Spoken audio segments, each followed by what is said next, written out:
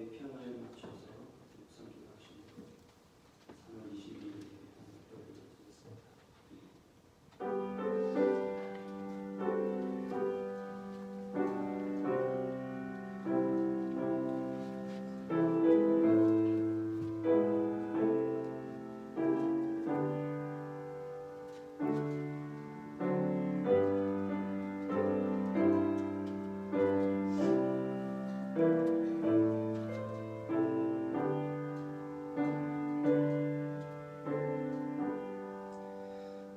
하나님이여 나를 지켜주소서. 내가 주께 피하나이다. 내가 여호와께 아뢰되 주는 나의 주님이시오니 주밖에 나의 복이 없다 하였나이다. 땅에 있는 성도들은 존귀한 자들이니 나의 모든 즐거움이 그들에게 있도다. 다른 신에게 예물을 드리는 자는 괴로움이 더할 것이라. 나는 그들이 드리는 피의 전제를 드리지 아니하며 내 입술로 그 이름도 부르지 아니하리로다. 여호와는 나의 산업과 나의 잔의 소득이시니 나의 분깃을 지키시나이다. 나를 훈계하신 여호와를 손축할지라. 밤마다 내 양심이 나를 교훈하도다. 내가 여호와를 항상 내 앞에 모심이여 그가 나의 오른쪽에 계심으로 내가 흔들리지 아니하리로다.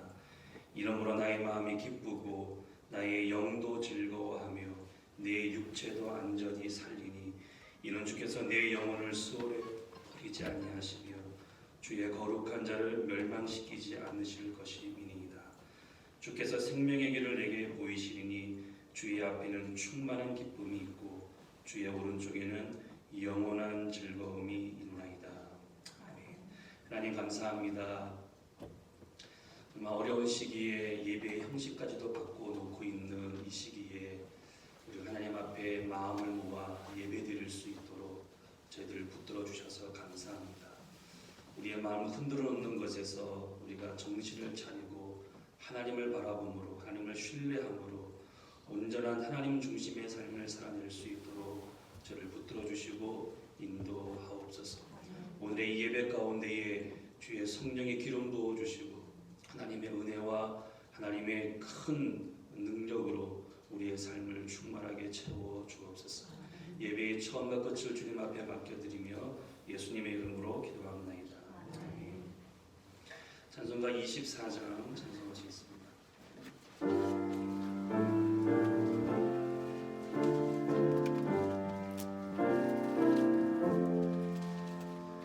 왕 대신 주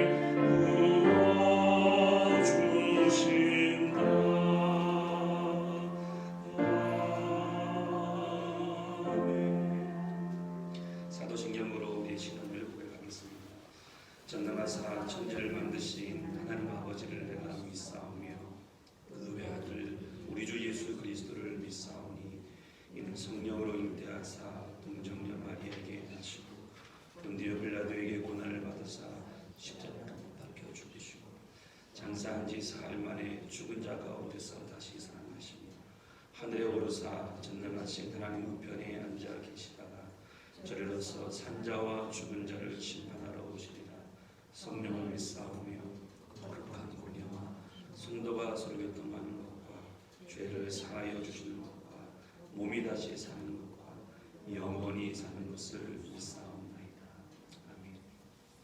성시교동 찬송가 후면에 126번을 찾아서 함께 읽으셨습니다.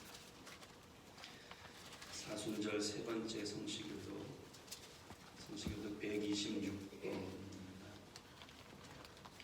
교독하시겠습니다. 여호와여 나의 영혼이 주를 우러러 보나이다.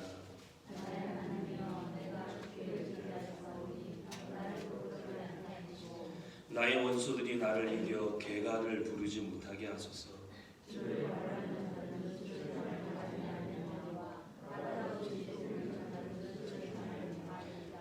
여호와여 주의 도를 내게 보이시고 주의 길을 내게 가르치소서.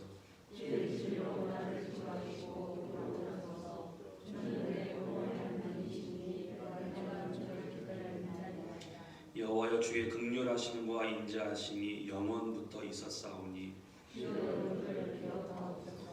여호와여 내 젊은 시절의 죄와 허물을 기억하지 마시고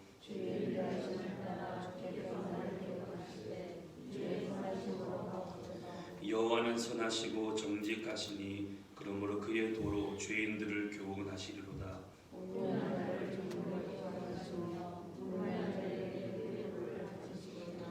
여호와의 모든 길은 그의 언약과 증거를 지키는 자에게 인자와 진리로다. 감사와 회개의 기도의 시간을 갖습니다. 코로나 바이러스로 전 세계가 두려움에 빠져 있고 염려와 근심을 살아가는 이들에게 하나님의 평강이 주어질 수 있도록 기도해 주시고 그런 가운데서도 하나님의 자녀를 지키시고 보호하시는 하나님의 은혜 속에 감사하며 그렇게 살지 못한 우리 연약한 모습들을 돌이켜보며 감사와 회개함으로 먼저 하나님 앞에 나가겠습니다. 기도하겠습니다. 하나님 감사합니다. 이런 시기에 저희를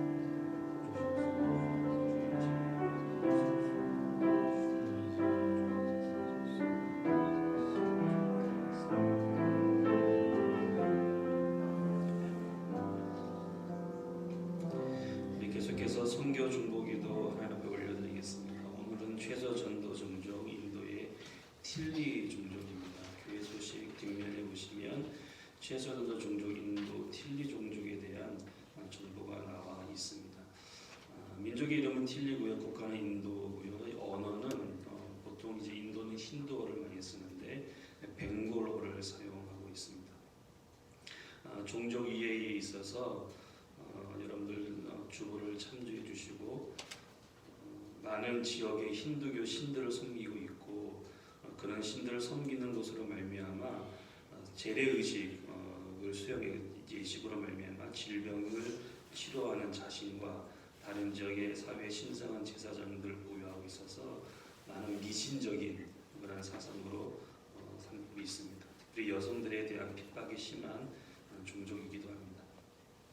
선교장의 요인으로는 대부분 힌두 틸리 사람들은 서벵골주에 삽니다. 이 주에는 신자들이 있기는 하지만 많은 사람들이 명목상의 신자들이기도 합니다. 성경에 근거한 번사받는 교회는 상대적으로 적다고 합니다. 그래서 이들을 위해 기도해 주실 때에 틸리족 사람들이 믿음을 구하기 위해 그리스도께 나오기 시작하면 제자들과 믿음으로 올바르게 성장하도록 도울 수 있는 성숙한 그리스도인이 필요합니다. 이들을 위해서 기도해 주시고 이 민족 전체를 위해서 기도해 주실 때에는 카스트 그룹이 예수님께 관심을 가지도록 지배계층이요. 그리고 예수가 누구신지 그들 자신을 위해 무엇을 하셨는지를 정확하게 배울 수 있도록 기도해 주시고 복음의 빛이 영의 어두움을 뚫고 들어갈 수 있도록 이 til기 종족을 위해서 오늘 기도드리도록 하겠습니다.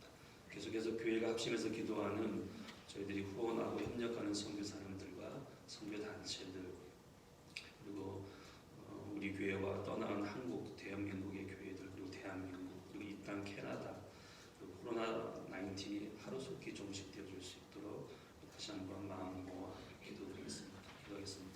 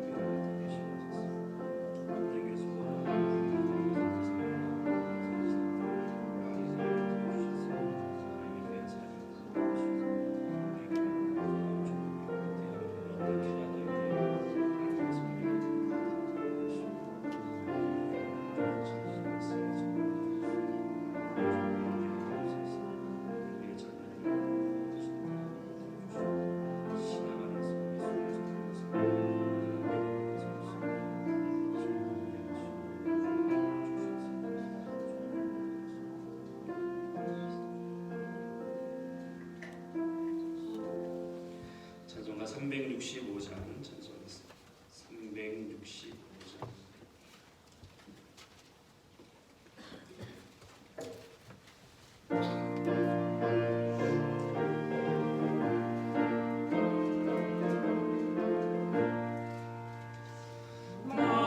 마음속에 근심 있는 사람 주 예수 앞에 다려라 슬픈 마음 있을 때라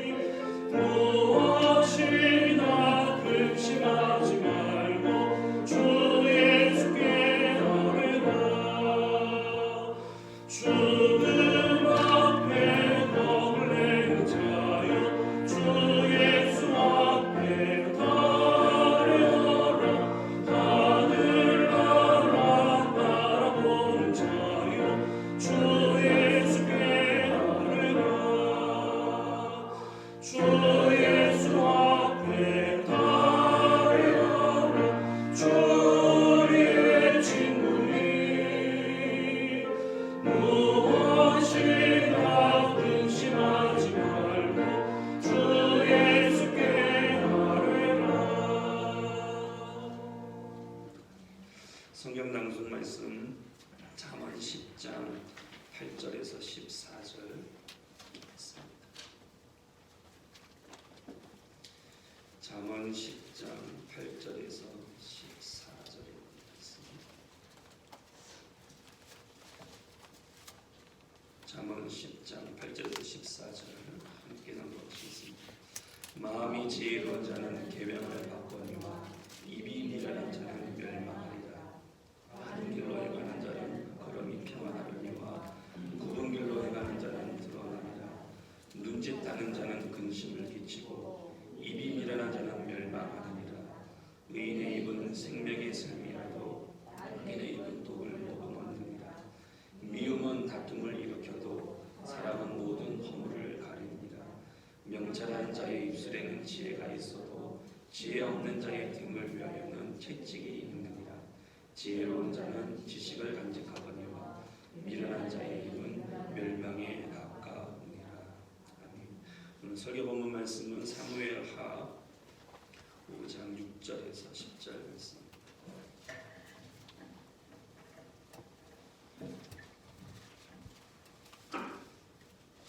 사무엘하 5장 6절에서 10절 말씀입니다. 제가 낭독하겠습니다. 왕과 그의 부하들이 예루살렘으로 가서 그 땅 주민 여보스 사람을 치려하며 그 사람들이 다윗에게 이르되 내가 결코 이리로 들어오지 못하리라. 맹인과 다리 저는 자라도 너를 물리치리라 하니 그들 생각에는 다윗이 이리로 들어오지 못하리라 함이나 다윗이 시온 산성을 빼앗았으니 이는 다윗 성이더라. 그날에 다윗이 이르기를 누구든지 여보스 사람을 치거든 물 깃는 데로 올라가서 다윗의 마음에 미워하는 다리 저는 사람과 맹인을 치라 하였으므로 속담이 되어 이르기를 맹인과 다리 저는 사람은 집에 들어오지 못하리라 하더라. 다윗이 그 산성에 살면서 다윗성이라 이름하였고 다윗이 밀로에서부터 안으로 성을 둘러쌌느니라. 만군 하나님 여호와께서 함께 계시니 다윗이 점점 강성하여 가니라.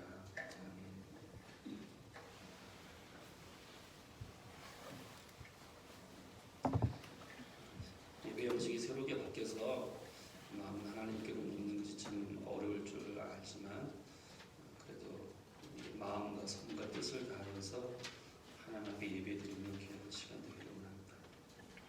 오늘 본문의 말씀을 통하여서 다윗의 진짜 싸움이 무엇이었는지 함께 말씀을 나눠보려고 합니다. 다윗은 30세의 왕위에 올라서 40년 동안 이스라엘을 다스렸던 이스라엘의 2대 임금이죠. 헤브론에서 7년 6개월 동안 다스렸고요. 유다에서 예루살렘에서 33년 동안 온 유다를 다스렸습니다. 40년간을 이스라엘을 다스리면서 다윗은 수많은 전장에서 승리를 이끈 그리고 승리의 경험이 있는 장군이기도 합니다. 근데 그런 그에게 기억하고 싶지 않은 싸움이 있었을까요? 싸움이 있었다면 어떤 싸움이었을까요? 대부분 우리는 다윗이 승리하는 싸움을 많이 기억합니다. 골리앗과의 싸움, 블레셋, 암몬, 그 주변 많은 민족들과의 싸움이요. 그런데 오늘 본문의 말씀을 보면 아마도 예루살렘을 차지하기 위해 여보스 사람과 싸운 싸움이 제 생각에는 다윗이 많은 싸움의 승리 경험이 있지만 이 싸움만큼은 절대 잊을 수 없는 싸움이라는 생각이 듭니다. 왜냐하면 오늘 본문의 말씀으로 여러분이 읽었듯이 예루살렘을 차지하려고 여보스 사람과의 싸움 중에 굉장히 조롱거리와 비웃음거림의 말을 듣습니다.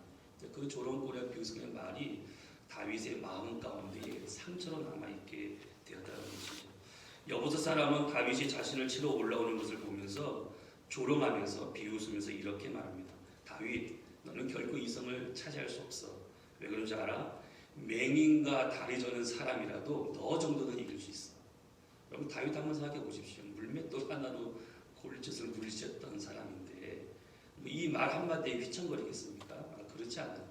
모든 싸움에서 승승장구만 그리고 싸움에 이골이 나 있는 다윗이에요. 그런데 그래서 여보스 사람을 치러 올라갈 때에 다윗이 이렇게 말합니다. 보통 전쟁 지휘관이 싸움을 나갈 때에 돌려 앞으로 이렇게 말을 하잖아요. 근데 그렇게 말하지 않아요. 나를 따라오라. 뭐 이렇게 나를 따라라. 이렇게 말하지 않고요. 다윗이 부하에게 이렇게 말을 합니다. 8절 말씀에 나와 있는데요. 내가 미워하는 다리 저는 사람과 맹인을 치라. 내가 미워하는 다리 저는 사람과 맹인을 치라. 여부수 사람이 조롱거려서 다윗이 자기의 성을 함락하지 못하기 위해서 그를 조롱하며 비웃은 말로 내뱉은 말이 다윗의 마음을 꽂혔어요. 어떻게 보면 거룩한 분노라고 할 수 있겠지만 사실 그렇지 않아요. 그 말이 마음에 꽂혔어요. 그래서 성경이 이렇게 말합니다. 내가 미워하는, 다윗의 마음이 미워하는, 미움이 그 자리에 들어갔던 것이죠. 다리 저는 사람과 맹인을 치라. 여부수 사람이 조롱하며 비아냥거리는 말이 얼마나 다윗의 마음을 상하게 했는지 알 수 있는 부분들인 것입니다. 그래도 감사하고 다행인 것은 그 싸움에서 다윗이 여부수 사람을 이기고 예루살렘을 차지하게 됩니다. 근데 마음 한구석은요 찜찜해요. 싸움은 이겼어요. 싸움은 이겼지만 마음 한구석에는요 미움이 자리 잡게 되었다는 것이 찜찜함입니다. 그래서 이런 속담까지 생긴 것이죠. 맹인과 다리 저는 사람은 집에 들어오지 못하리라. 여러분 속담은 하루아침에 생기는 것이 아니잖아요. 이게 많은 세월이 흘러서 습관이 되어지고 문화가 되어지고 전통이 되어질 때 그것을 속담이라고 말하는 것이거든요. 이 말이 한 번 다윗에게 들어왔는데 다윗에게 모든 사는 주변 백성들에게 속담이 될 정도로 어떤 속담이냐, 맹인과 다리 저는 사람은 집에 들어오지 못해. 이런 속담이 생기게 된 것이죠. 이 속담은 다윗이 한 나라의 왕으로서 자리를 잡아가는 과정에서 큰 영향을 끼쳤을 것입니다. 인재를 등용하게 될 때에, 그리고 무슨 곤란거리가 생기게 될 때에 결정하는 기준으로도 작용하게 될 것입니다. 충분히 짐작해 볼 수 있는 상황이죠. 만약에 다리 저는 사람이 그 앞에 와서 인재라면요, 미움이 있는 게 있면 아마 선입견을 가지고 봤을 것이 분명한 이치일 것입니다. 그럼에도 불구하고 하나님이 다윗과 함께 계셔서 다윗은 점점 강성해지며 싸우는 전쟁마다 승리하게 해주셨습니다. 주위의 모든 원수들을 무찌르게 하시고 다윗을 평안하게 살게 하셨습니다. 뿐만 아니라 하나님의 계획은 언약궤를 예루살렘에 있는 자기네 성, 자기가 살고 있는 다윗성 안으로 가지고 오기도 하셨습니다. 무엇보다도 하나님은 나단 선지자를 통하여서 다윗과 언약을 맺으십니다. 너의 집과 너의 나라가 내 앞에서 영원히 보존되고 너의 왕위가 영원히 견고하리라. 사무엘하 7장 16절 말씀 보면 다윗과 하나님이 이의 언약을 맺으신 이후로 이스라엘의 원래 전 역사에 보면요, 아버지가 리더였다고 그 리더의 자리를 아들이 물려받지 못해요. 그런데 다윗 이후로부터 다윗이 왕이 된부터 다윗이 합법적으로 자기 자손에게, 자기 아들에게 다윗의 왕권의 그림을 물려줄 수 있는 길이 열리게 된 것이에요. 하나님이 언약하는 것이기 때문에 너의 집과 너의 왕위가 끊어지지 아니하리라. 그러면서 하나님이 이렇게 말씀하셨습니다. 만약 죄를 범하면 내가 사람의 매와 인생의 채찍으로 징계하겠지만 사울처럼 나의 은총을 빼앗지는 않겠다라고 하셨습니다. 이렇게 다윗은 온 이스라엘을 정의와 공의로 다스리며 나라를 든든하게 세워나겠습니다. 그래서 우리가 다윗을 기억할 때 많이 기억하고 있는 모습은요, 이런 다윗이 잘 나갈 때 모습이에요. 성공할 때 모습이에요. 특별히 역대상, 역대하에 보시면 다윗의 실수한 모습이 기록되어져 있지 않습니다. 다윗이 잘못하고 밧세바 사건을 범한 거, 이 사건 기록되어 있지 않아요.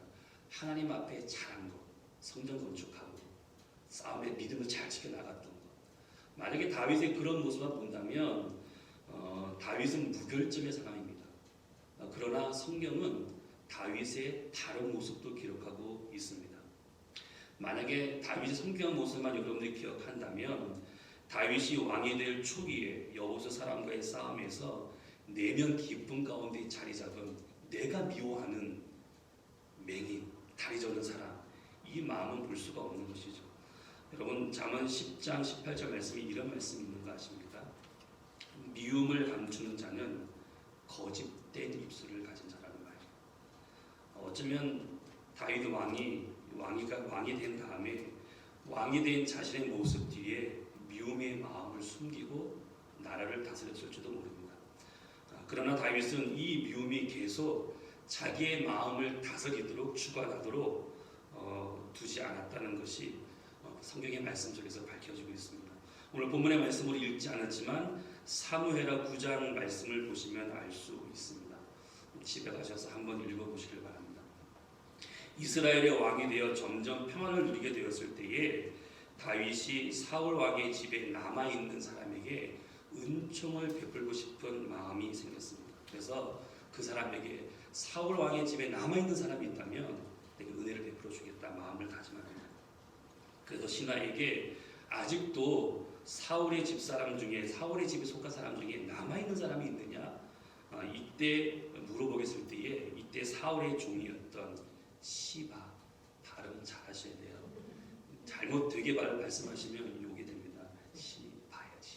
시바에게 다윗이 이렇게 시바라는 그 사울 왕의 종이 이렇게 말합니다. 왕이시여 사울의 손자가 있습니다. 요나단의 아들 하나가 있는데 그는 다리 저는 사람입니다. 이렇게 말했습니다. 이 말을 들었을 때 다윗의 심정이 어땠을까요? 성경은 나와 있지 않아요. 성경은 다윗이 이때 어떤 생각과 마음이 들었는지 기록하고 있지 않습니다. 그러나 한번 생각을 해보십시오. 요나단의 아들이 있는데 사울의 가문에 하나 남은 사람이 있는데 다리 저는 자입니다. 아마도 예루살렘을 차지하기 위해 여부수 사람과 싸움을 할 때 들었던 그 조롱, 그 비아냥거림의 말, 속담이 되어서 왕으로서의 나라를 세워나갈 때에 자신도 알지 못하는 사이에 자신의 생각과 행동에 영향을 끼쳤을 그 말, 맹인과 다리, 내가 미워하는 맹인과 다리 저는 사람은 집에 들어오지 못하리라 라는 말이 생각나지 않겠습니까? 여기서 중요한 것은 그러니까 다윗은 결정을 해야 돼요. 내가 은총을 베풀 것인지 은총을 베푸지 않을 것인지 다윗은 결정을 해야 되는 것입니다. 이렇게 할 수도 있지 않겠습니까? 다리 저는 자라고 하면서 모른 척하면서 무비보셋을 그냥 내칠 수도 있을 것입니다. 아마 자기 자신에게 왕인 자기에게 내가 미워하는 그 말이 있음에도 불구하고 사울 왕의 종이었던 시바가 그걸 모르고 아뢰었으니까요. 그래서 시바를 불러다가 이렇게 말했어요. 너 내가 맹인 그리고 다리 저는 사람 내가 미워하는 거 알아 몰라. 그래서 사형 명령을 내리든지 아니면 그냥 감옥에 가서 박혀든지 그렇게 명령을 내릴 수도 있었을 것입니다. 그러나 다윗은 그렇게 하지 않았습니다. 요나단의 다리 저는 아들 무비보셋에게 다윗은 이렇게 말하죠. 무서워하지 말아라. 내가 너희 할아버지 재산, 땅의 모든 재산 내가 너에게 다 주겠다. 그리고 너는 이제부터 나와 함께 상을 같이 먹을 거다. 밥을 같이 먹을 것이다. 이것이 얼마나 큰 변화인지 아십니까? 보통 사람은요, 상처가 마음에 자리 잡으면 쉽게 잊혀지지 않습니다. 치유되지 않습니다. 똑같은 상황, 똑같은 분위기, 똑같은 환경과 조건이 주어지게 되면 밑바닥에 가라앉았던 그 상처는 다시 일어나서 그 상처를 곱씹어서 분노와 염려와 불안과 두려움에 사로잡히게 될 수밖에 없습니다. 어떻게 다윗은 이런 은총을 베풀 수 있었을까요? 사실 다리 저는 무비보셋이라는 말을 들었을 때에 다윗은 그동안 잊고 있었던 자기 마음속에 깊은 곳에 자리 잡고 있던 그 미움과 직면하게 되는 순간이었습니다. 그러나 이전같이 그는 그 미움의 마음이 자신을 주관하도록 내버려 두지는 않았습니다. 무비보셋을 자신의 미움에 사로잡혀 충분히 내칠 수도 있는 그러한 상황이었지만 다윗은 그렇게 하지 않았어요. 성경은 이렇게 기록하고 있습니다. 내가 요나단으로 말미암아 내가 너의 아버지 요나단으로 말미암아 내가 너에게 그 사람에게 은총을 베풀리라. 요나단은 다윗에게 있어서 잊을 수 없는 사람입니다. 사무엘상 20장을 여러분들 집에 가서 읽어보시면 그 내용이 절절하게 나와 있는데요. 다윗과 요나단의 우정 여러분들 아시잖아요. 사울의 왕의 아들로서 아버지가 다윗을 죽이고자 할 때에 생명을 다해서 다윗의 목숨을 건져주었던 요나단이요. 뿐만입니까? 두 사람의 관계요. 가문과 배경과 모든 것을 다 떠나서 하나님 앞에서 내가 너를 지키고 너가 나를 보호하고 이런 하나님 앞에서의 맺어진 것이던 그 돈독한 관계가 맺어지는 것이기 때문에 이것은 쉽게 깨어질 수가 없는 것 아니겠습니까? 요나단에게 목숨갓을 비추고 있는 다윗이었기에, 아니 그것보다 더 중요한 건 하나님 앞에서 서로가 둘이 맺었던 약속이 있었기 때문에 다윗은 요나단과의 약속을 잊을 수가 없게 되었습니다. 그래서 무너져가는 사울 왕의 가문의 마지막 자손인 요나단의 아들 무비보셋에게 은총을 베풀 수 있었던 것입니다. 아무리 자신의 마음속에 자리 잡아 생각과 행동에 영향을 주었던 말이라 할지라도 미움보다 더 큰 요나단으로 말미암아의 그 약속, 그 관계가 있었기 때문에 은총을 베풀 수 있었다는 것이죠. 여러분, 여기서 우리가 깨달을 수 있는 건 요나단으로 말미암아라는 그 단어는요, 예수 그리스도로 말미암아로 바꿀 수 있습니다. 저와 여러분의 상황에서도 예수 그리스도로 말미암아 모든 두려움, 미움, 내 마음에 자리 잡았던 모든 상처들을 이겨낼 수 있으시겠습니까? 다윗은 이 사실을 통하여서 우리의 귀한 교훈을 깨워줘 주는 것이죠. 오늘 말씀은 어려운 시기를 살아가는 우리들에게 많은 도전을 주고 있는 말씀입니다. 우리의 삶도 마찬가지 아니겠습니까? 우리는 여러 가지 상황과 사건으로 말미암아 우리 마음 가운데에도 자리 잡은 것이 있습니다. 겉으로 드러내진 않지만 우리 마음 깊은 마음 가운데 자리 잡은 것이 있습니다. 두려움의 상황 가운데 처하면 두려움이, 염려와 불안의 상황 가운데 처하게 되면 그 염려와 불안이 우리의 마음을 사로잡아서 안절부절 못하게 한다는 것이죠. 그러나 우리는 다윗과 같이 우리들의 마음을 그런 것에 빼앗기지 않을 수 있습니다. 누구로 말미암아요? 예수 그리스도로 말미암아요. 그래서 첫째 두 가지 교훈을 우리가 함께 나누고 싶은데, 그 첫째는요, 다윗이 요나단으로 말미암아 마음을 미움에 빼앗기지 않고 은총을 베풀 수 있었다면 우리도 두려움과 염려와 불안의 상황 속에서 예수 그리스도로 말미암아 힘든 상황을 이겨낼 수 있다라는 것입니다. 왜 그런지 아세요?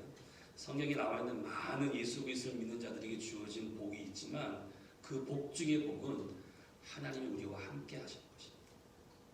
이거 믿으십니까? 하나님이 우리와 함께 하시는 것입니다.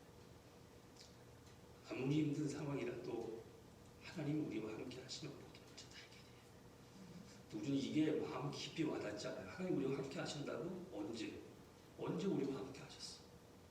내 상황이 지금 이렇게 힘든데, 나는 상황이 이렇게 지금 절박한 상황인데, 내 재정은 무너져가고 있는데, 내 인간관계도, 내 이민의 삶도 내가 지금 어떻게 할 줄 모르는데 무너져 내리는 상황에 하나님이 나와 함께 하신다는 이 말씀을요, 노초으로 살아갈 때가 많습니다. 여러분, 성경에서 주님이 우리와 함께 하신다는 그 말은요, 예외를 둔 적이 없어요.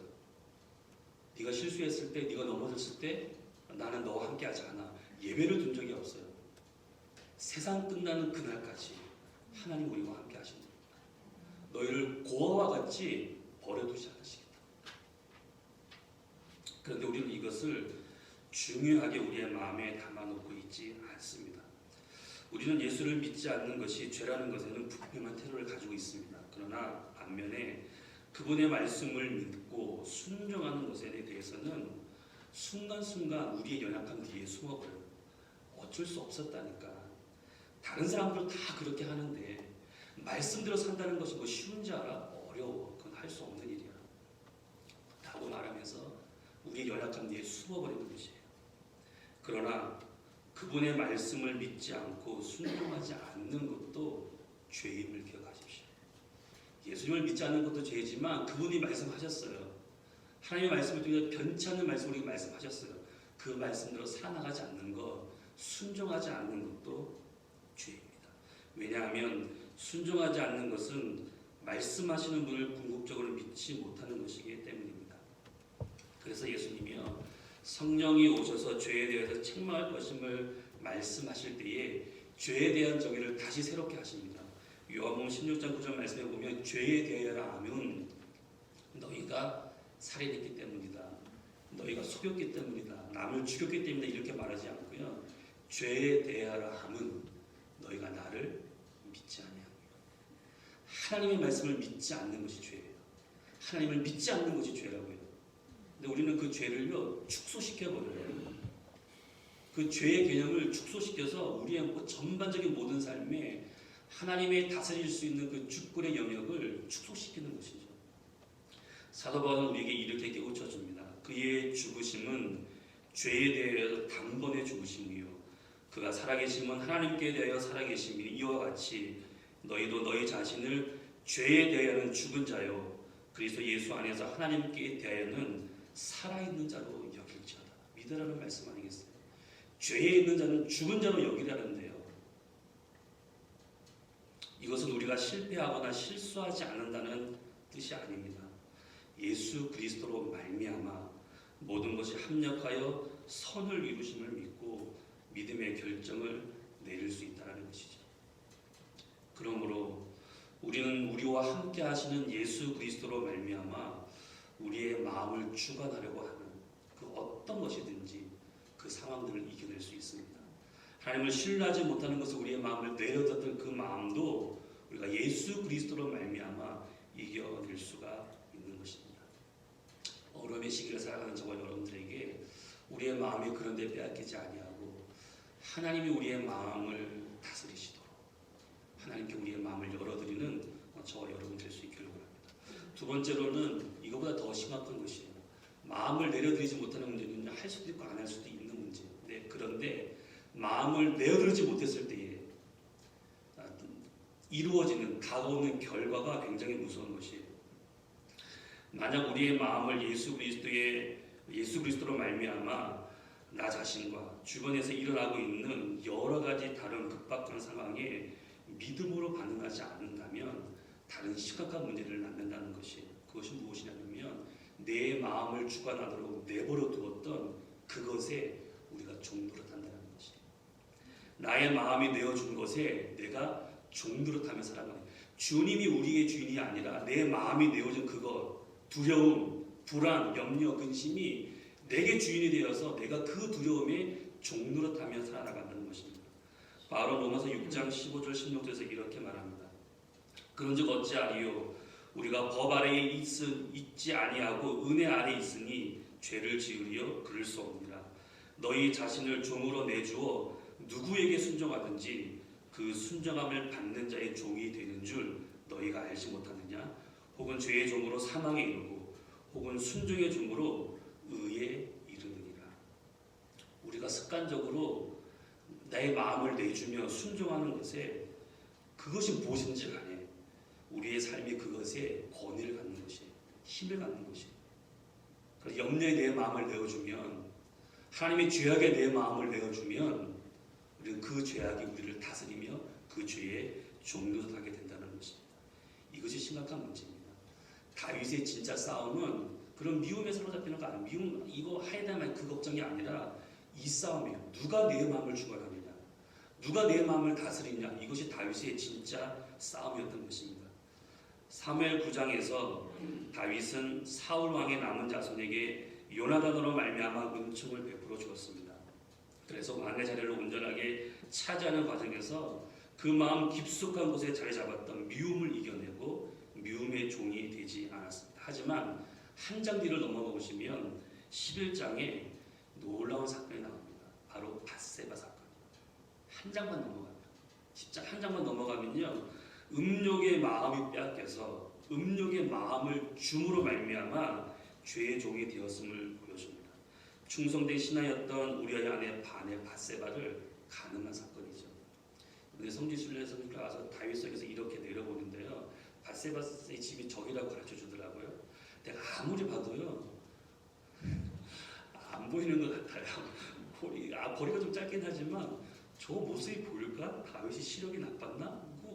또 무슨 생각이 들었길래 음욕의 마음을 품었을까라고 생각할 정도였어요. 근데 어쨌든 다윗의 마음에는요 음욕이 들어왔어요. 그 음욕의 마음에 다윗이 마음을 내어줬어요. 그래서 어떻게 된 줄 아세요? 죄의 종을 범했어요. 충성된 우리아를 데리고 와서 그 죄를 덮으려고요 휴가를 줘서 아내와 함께 좋은 시간 보내라고. 그러면 임신한 사실이 가려집니까? 근데 이 얼마나 충성된 종을 부하들은 전등대 나와 있는데 내가 어떻게 아내와 좋은 시간을 보냅니까? 바깥에 자는 것이. 그래서 그 죄를 덮기 위해 다윗은요 살인교사까지 하는 스스럼 없는 죄를 명하는 죄의 종노릇하게 됩니다. 다윗의 진짜 싸움이 무엇인지 아십니까? 죄악이 자신을 주관하지 못하도록 하는 싸움입니다. 우리도 마찬가지죠. 우리도 하나님의 은혜와 그분의 말씀에 마음을 들이지 않고 우리의 욕심대로 죄가 우리를 주관하도록 내버려 두면 죄의 종으로 살아가게 되는 것입니다. 이것이 정말 끔찍한 일입니다. 왜냐하면 죄의 싹은 사망이기 때문에. 우리가 그렇게 한 번, 두 번 내줘, 한 번, 두 번 괜찮아. 한 번, 두 번 내줬던 것에 우리가 습관적으로 종노릇하게 되어 있는 것이. 죄는 그래서 모양이라고 보이라고 말하지 않습니다. 그러나 하나님의 선물, 하나님의 은사는 그리스도 예수 우리 주 안에 있는 영생이라고 말씀해 주고 있는 것입니다. 여러분 아시는 대로 훗날의 다윗은 바세바 사건을 통해서 죄가 자신을 지배하게 되면 어떻게 되는지, 죄의 종노릇하며 산다는 것이 어떤 것인지 뼈저리게 깨닫고 시편에서 이렇게 고백합니다. 시편 119편 133절 말씀입니다. 성경에 밑줄 그것은 밑줄 보도 참 좋습니다. 이렇게 되어 있습니다. 나의 발걸음을 주의 말씀에 굳게 세우시고 어떤 죄악도 나를 주관하지 못하게 하소서.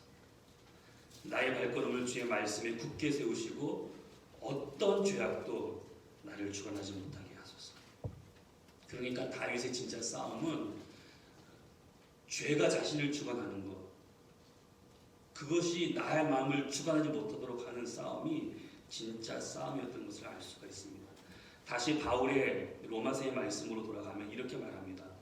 그러므로 너희는 죄가 너희 죽을 몸을 지배하지 못하게 하여 몸의 사역에 순종하지 말고 또한 너희 지체를 불의의 무기로 죄에게 내주지 말고 오직 너희 자신을 죽은 자 가운데서 다시 살아난 자 같이 하나님께 드리며 너희 지체를 의의 무기로 하나님께 드리라. 그러면 죄가 너희를 주장하지 못하리니 이런 너희가 법 아래에 있지 아니하고 은혜 아래에 있습니다. 사랑하는 성도 여러분, 이 말씀을 믿고 붙잡으시기를 바랍니다. 그리고 결단하십시오. 죄에게 마음을 주지 않을 거예요. 어떠한 상황이라도 두려움과 불안, 근심, 초조, 염려, 불신앙, 불순종의 상황이 나에게 닥쳤을 때라도 나는 그에게 내 마음을 주지 않을 거야. 빼앗기지 않을 거야. 하나님의 말씀이 나를 붙들 수 있도록 주님의 말씀 앞에 나를 굳게 세우시도록 기도드리는 저와 여러분 되기를 원합니다. 히브리서 13장 9절 말씀에서는 이렇게 말합니다. 여러 가지 다른 교훈에 끌리지 말라. 사람의 마음은 은혜로 굳게 함이 아름답다. 하나님의 말씀, 하나님의 은혜로 굳게 함이 아름답다고 말씀하신 그 말씀처럼 우리들의 마음은 하나님의 은혜와 예수 그리스도의 사랑과 풍성함으로 채워져야 참 기쁨과 평안이 있는 것입니다. 현재 우리는 코로나19라는 전염병으로 온 세계가 어려운 시기를 보내고 있습니다. 일로 나라별로 그리고 경제적으로 정치적으로 경험해보지 못한 많은 문제들에 직면하고 있습니다. 예배의 형식까지도 바꾸어 놓았습니다. 이러한 때에 믿는 자로서 하나님의 자녀로서 우리들은 어떠한 믿음의 태도를 지니며 살아나가야 하겠습니까? 하나님의 말씀이 우리의 삶을 주관하기를 원하신다면 방법은 단 한 가지밖에 없습니다. 그 말씀에 순종하는 것입니다. 다른 유행을 바라지 마십시오. 이렇게 돌아가는 길이 그저 아니에요. 없어요. 하나님의 말씀에 순종하는 것입니다. 우리들의 진짜 싸움은 우리들의 마음을 종노릇하게 하는데 우리의 마음이 빼앗기지 않고 들여지지 않게 하는 것입니다. 예수 그리스도로 말미암아 그분의 말씀에 순종하는 삶을 살아내도록 하는 것에 있습니다. 우리도 다윗처럼 우리의 실제 싸움, 우리의 진정한 싸움에서 승리하는 저와 여러분 될 수 있기를 바랍니다. 예수 그리스도로 말미암아 우리의 마음을 다른 것에 내주지 않고 빼앗기지 않고 우리들의 진짜 싸움을 그분의 말씀에 순종함으로 잘 싸워나가는 주님의 백성들 되기를 주님의 이름으로 축복합니다. 기도드리겠습니다.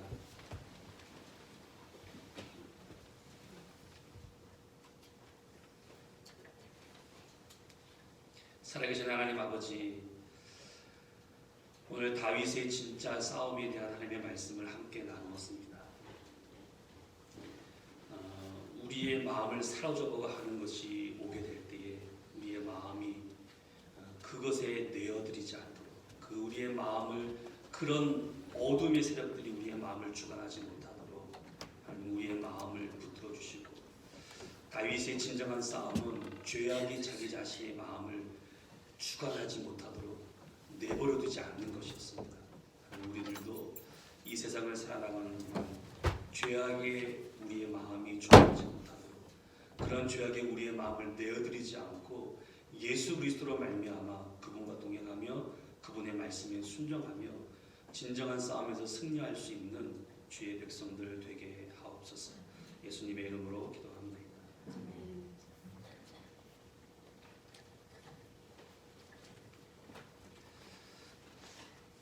찬송가 272장 찬송가 272장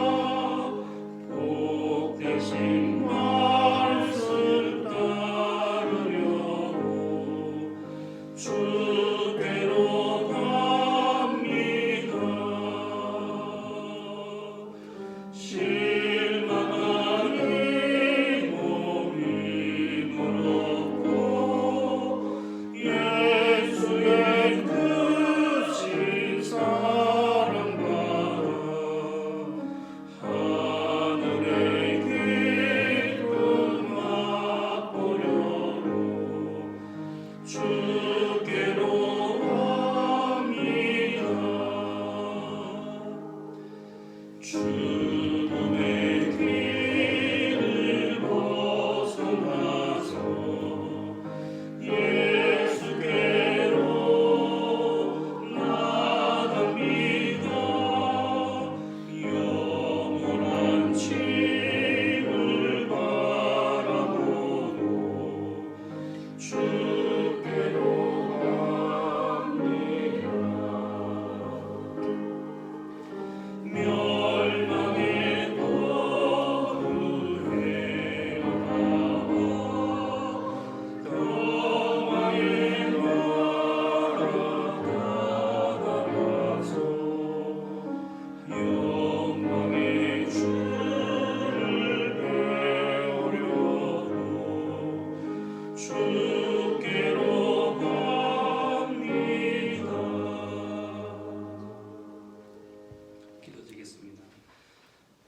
성경헌금 11조 드리셨습니다. 하나님의 때를 지혜롭게 잘 사용하게 하시고 기도하는 것보다 더 많은 것을 허락하신 하나님 감사합니다. 감사히 드리셨습니다. 기도를 들으시는 하나님, 새 일을 행하실 주님을 찬양합니다. 감사합니다. 기도하겠습니다. 살아계신 하나님, 힘듦은 힘들 때에, 어려운 어려울 때에 우리의 마음을 주관하려고 하는 여러 가지 많은 것들이 있습니다. 그러할 때에 우리가 예수 그리스도로 말미암아 그것들이 우리의 마음을 주관하지 못하도록 주님의 말씀을 붙잡으며 믿음의 선한 싸움을 잘 싸워나가는 주님의 백성들 되기를 소원합니다. 한 주간 동안 이러한 마음으로 살아가며 현장에서, 사업장에서, 주어진 환경 속에서 열심히 일한 것의 열매로 주님의 감사하는 마음으로 적은 부분을 주님 앞에 바칩니다. 이 예물이 쓰여지는 곳에 하나님의 나라와 확장과 영원 구원을 위해서 가장 값지고 귀하게 쓰여지게 하시고, 바친 손길 손길들마다 어려움의 때에 재정적으로 어려움 당하지 않도록 성도들의 형편과 사정을 돌아보아 주시사 때를 따라 도우시는 하나님의 은혜를 공급하여 주셔서 감사와 평안과 기쁨이 넘치게 하옵소서. 감사드리며 예수님의 이름으로 기도합니다. 교회 소식 주보를 참조해 주시기 바랍니다. 특별 공지 사항이 주보에 나와 있는데요. 꼼꼼히 읽어봐 주시고 코로나 바이러스에 관련된 사항들 8가지 참조해 주시기 바랍니다. 주일과 수요 예배가 중단되었습니다. 정부의 지시가 있을 때까지요. 그러나 새벽과 금요 기도회는 계속 하려고 합니다. 열리니까 기도에 오셔서 기도하실 수 있기를 원합니다. 주일 예배의 동영상이 오늘부터 처음 시도되었는데요. 처음 드려지는 것이기 때문에 잘 됐는지는 모르겠습니다. 유튜브에 올릴 때 용량이 크면 올리는 시간이 많이 걸리는데요. 11시 전까지 올릴 수 있을지 모르겠는데요. 어쨌든 나야가라 한인 장로교회에서 단체 카톡방을 통해서 성도님들께 보내드리도록 하겠습니다. 예배 헌금은 매주일 따로 모아 놓으시든지 아니면 추후에 공지될 이 트랜스포로 해 주실 수 있도록 부탁을 드립니다. 필요나 도움이 있으신 사항들은 목자님들이나 아니면 강의원들에게 알려주시면 최선을 다해 돕도록 하겠습니다. 노약자들에 대한 지속적인 관심을 좀 가져주시고요. 그들이 건강을 잃지 않도록 기도해 주시고 관심 가져주시기 바랍니다. 자신과 타인을 위하여 소셜 디스턴스를 그러죠. 거리 두는 것. 이거는 뭐 두려움 때문이 아니라 책임감 때문이죠. 그러니까 거리 두는 것, 그리고 마스크를 착용해야 돼. 마스크를 착용하는 것 많이 권장드립니다. 그렇게 해주시길 바라고요. 건강에 이승이 있으신 분들은 혹시 지체 없이 보건당국에 연락을 바랍니다. 하루속히 질병이 전염병이 종식되어질 수 있도록 계속 기도를 부탁드립니다.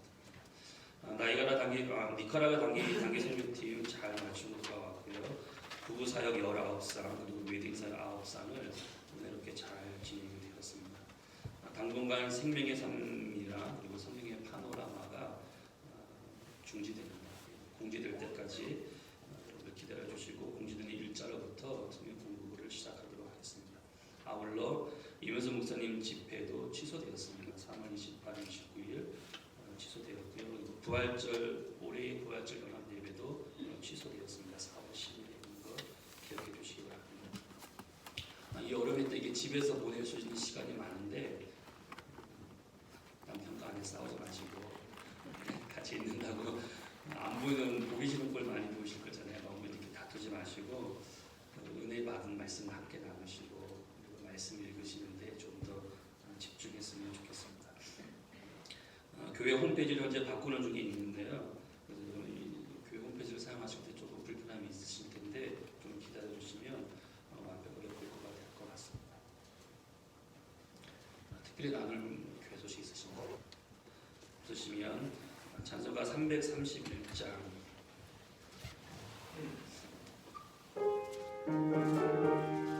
1절과 마지막 절 축가를 마치겠습니다. 영광을 받으신 만우의 주여 우리가 명령을 따르리다. 베푸신 은혜를 감사히